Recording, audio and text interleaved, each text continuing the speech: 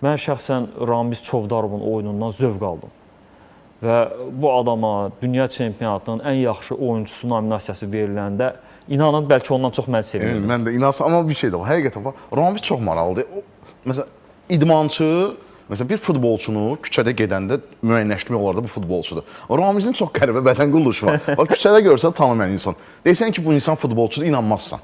Amma o, yəni sol ayağı, oyunu oxumağı, arxadan oyun qurmağı dəhşət oyuncudur həqiqətən. Sən bədən kompleksiyasında yəqin ki danışırsan, amma belə ümumən götürəndə o yarımfinal maçında idi. Elə bir topdan mərmi açıldı, nətər zərbə ilə qol vurdu. Ümumən sol ayağı oyun oxumağı görürsən ki, futbolçu olub, peşəkar futbolçu və futbolçuların bilmirəm mini futbola uyğunluğu yəqin ki daha çox olar, nəinki böyük futbola gələnlərin. Çünki biraz həcm olaraq, biraz belə deyək, oyunçu sayı etibarilə dar belki sahədə oynamaq qabiliyyəti olaraq və məhz buna görə yəqin ki Ramiz Çovdarov və alışa bilib. Bilirsən, mini futbolda alışmaq lazımdır. O demək deyil ki, sən futbolçusansa mütləq burada uğurlu olacaqsan və ya böyük futbola əla oynamısansa mütləq.